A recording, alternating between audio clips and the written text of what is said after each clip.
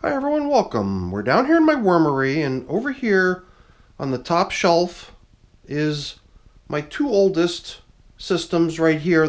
Well, not the oldest, because the oldest is really the Vermibag Mini. I always feel like I've got to make that disclaimer statement, but of my systems that are intended to eventually come to an end, these two over here are my oldest, and right behind them, by I think 11 days difference, are these two right here. And they're kind of going through the same process, which I consider to be foraging. So all my other systems get a plentiful amount of bedding added when they get fed.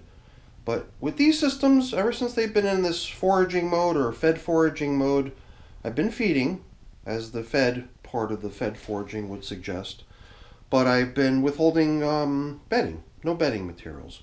Whatever bedding's in there is just like leftovers, little bits of top covering newspaper that might have been out there or other types of paper. And in one bin, I think we might have actually been generous, and we gave them a couple feeding zone indicators just in case they wanted some paper to nibble on the surface, but that was it. So no fresh bedding down in the bed. And today we're going to continue, but I thought I would just do them both at the same time. Kind of collapsing both storylines, since they are so similar, into one today for a quick feeding with some coffee and worm chow. Should be a quick in and out. So why don't we get started? We're starting into this with the slightly older systems here, the original Red Wiggler worms. Not to be confused with the 11-day younger systems we're doing next, which are just Red Wigglers. And all the largest numbers all apply to these systems here. So, for example, 62 days in the older bin. These two is how long we've been doing this fed foraging, as opposed to 60 days over in the other bins. 22 feedings have gone into these systems here versus 21 feedings into the others. And here with these systems, it was 13 days since the most recent check-in and feeding. Only 12 days that we checked in on those other two bins, but it did seem to me like, since we're kind of doing almost an exact cookie cutter in all four of them, well, why not just do them at the same time? Kind of makes sense, and it will give us a sort of unique opportunity to compare and contrast. And I do remember that one pair of systems appeared to have a somewhat higher amount of leaf stems, so we must have thrown leaves in as bedding pretty recently, but I couldn't remember if it was these systems here or the ones we're feeding next. For me, in the past, it has often been a measure of how close a system is to being done by the presence of these. And not so much the presence, because they gradually work their way down into nothing, but their very presence is kind of the measure for how far along we are, because you still see signs of it. You've got a little bit more to go. Obviously, if you got tons of this stuff, then you can obviously opt to have vermicompost full of the stuff, or most people would probably prefer to see the stuff broken down. Oh, and I guess the other difference is that, let's see, we're going to bump into some stuff here, I think it was in the other two systems where we don't have all kinds of other oddball things going on, but here, for example, this is the stem of a pumpkin, and usually when you find something in one of the bins that are paired up this way, chances are you're going to find it in a similar thing in the other buddy bin or brother bin, sister bin, whatever. Here too, here's the half of a mango seed, so the other half's probably over there. But I don't want to get too caught up in this. I guess just out of consistency, I've been taking those things that were originally fed in such a way that they were submerged down into the feeding zone, and I've just been putting them back down into that area, that general area where we always had feeding zones. And then just applying the most recent past feedings that correspond to the foraging out on the surface. And here again, I can't remember, in one of the pairs of bins, maybe this one or maybe the other ones, I can't remember. Maybe it was well, whatever, in one or the other pairs they've been getting only the feeding that they're going to be getting once again today, which is the coffee and or worm chow. Some sort of a tiny particle matter, easy, quick feeding thing that's not going to leave all kinds of stuff behind. And in the other system, we were just continuing on with the typical kitchen scraps, you know, frozen stuff. I think the last meal for the system that was still getting kitchen scrap type stuff as its top surface feeding was fed celery last time. But I kind of just breezed through both videos of both check-ins for all 4 of these systems in preparation for coming down here today. But I didn't get too caught up in the details. So now another thing that kind of surfaced in here, and I just buried it with the rest of the leftover foods, was this kiwi skin. And the kiwi skin goes back quite a ways now. There was a feeding where a variety of different fruity things went in. I believe that's when the half a mango with its half a seed went in as well. So material's so nice. What's the measure, though, as far as leafy matter goes? There's still some of it around in here, so I'm losing my voice here. What's going on? All right. Sorry about that. I apologize for the clearing of my throat. But I think we're kind of at that point now where we've pretty thoroughly stirred up this system. A lot of the stuff that just is out on the surface, despite the fact that we're covering with plastic here, does seem to be a little bit dry, so surprised about that. But just to make sure it's in a spot, or all that material that's been getting a little bit dry lately is in a spot where it can pick its pace back up on the breakdown process. It's been returned back down into a place where there's nice moisture. So I've got a carton here. I've got to be careful to administer perhaps a quarter of what's in here to each system. So let's see how this rough portioning goes. This to me seems like I've definitely held on to enough to do at least a equivalent feeding in the other systems.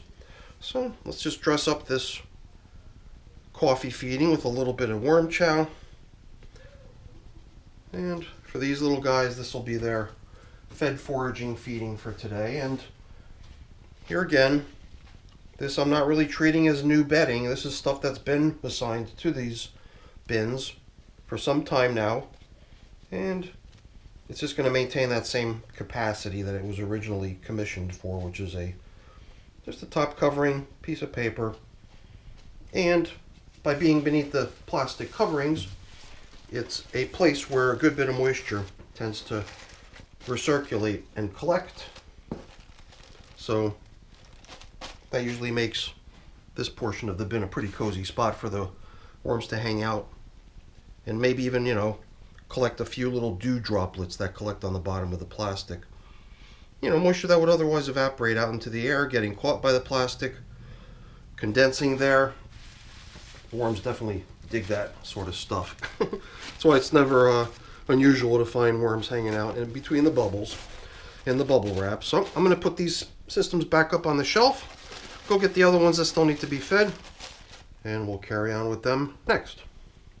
Okay, quick recap. Remember, all the lower numbers in each case apply to these two systems here, to these two systems of generic red wiggler worms. Ho hum.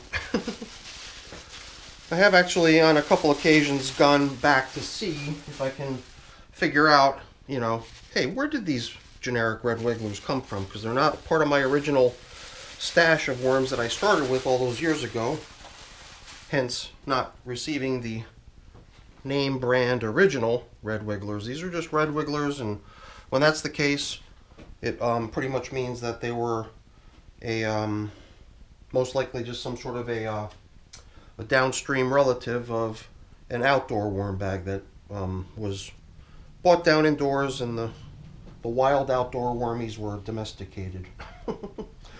So now I guess first impressions really quick, just since now we're actually looking at the other system and we didn't have it in front of us earlier, but I think that this might have been the system where the leaves were most recently added, because it does seem like the residual bits of leafy matter, well, not even the leafy matter is pretty much all gone at this point, it's just the stems remaining. And then here I'm thinking, this system I don't think had any pumpkin stems or halves of mango seeds or leftover kiwi skins from a month and a half ago, feeding of delicious fruits and stuff from a couple months ago. Well, this system, you know, kind of makes you wonder. It almost does seem to have a consistency of material that you would consider to be very close to being done, but I guess the other thing that I think might hold it back from being sort of deemed as complete is the moisture content too. I think I would want to see this stuff dry it off a little bit, not much. For now, this moisture level seems ideal for what we're trying to accomplish, which is having the worms just make this a much finer batch of material by nipping off whatever remains in it as leftovers of leftover foods, leftover bedding, whatever may remain. But at the same time, not, forcing them to have to rely on that only by, simply coming in here with some sort of a little treat for them, a little coffee worm chow treat in this case. So you can tell, that to me at least, the presence of worms in material is usually by itself already an indicator that the material is probably stuff that the worms favor being in, otherwise they wouldn't be there. At very worst, perhaps they're just tolerating it because there's another section of the bin that's just so hazardous and off limits that they know better than to go there, otherwise, meet their maker. So this to me is a nice sign that there's just worms throughout the material everywhere. And some of you might be saying, why such a disruptive check-in, why disturb the wormies so much? I'll admit, it is disruptive, a little bit intrusive, but I'll knock on wood right now even before I say it. I don't really see any sort of a negative response in any of my worm breeds to my somewhat rough handling, so I don't worry about it. I guess that's the main long and short of it. They do seem to be a-okay with what I'm doing, and yeah, I know. I could already kind of hear it through the screen. It's like, dude, you're doing another of your fumbles, your mess ups, you're totally missing the whole point of why you're in there in the first place, to feed them. To me, I think really the feeding is sort of a secondary considerations. I think I'm more about coming in here to gauge their progress. I think they'd be fine without me if I didn't come in and give them what I'm giving them now. Sun tells me they would be just a-okay and fine without it. So this is just a little bonus, a little something, just to remind them that I'm not forgetting about them. They're in my sights and I'm keeping tabs on how they're coming along. And I guess next steps for systems like this, I believe, is just a little bit more time, a little bit more time foraging, or maybe even at some point soon combining the foraging with, starting to get the worms to just leave this stuff, Some worms will stay behind, continue the job, but at the same time you could already be accomplishing a little bit of progress on rounding up the worms and getting them ready for being relocated into a new place, and basically convincing them that they should just abandon their old environment in favor of something nicer and better and cozier to be in. So I got a little bit of stuff to take care of, getting cleaned up and put away over here, but I'm not going to waste your time with that. That's boring. Before I go really quick, let me just say thank you. Thank you so much for watching. Hopefully you enjoyed the video. If you did, as always, please don't forget to leave me a quick thumbs up before you go. That's always really appreciated. And if you haven't done so already, please also consider subscribing to the channel. That's very much appreciated as well. All right, everyone, have a great day. Thanks for watching. Bye now.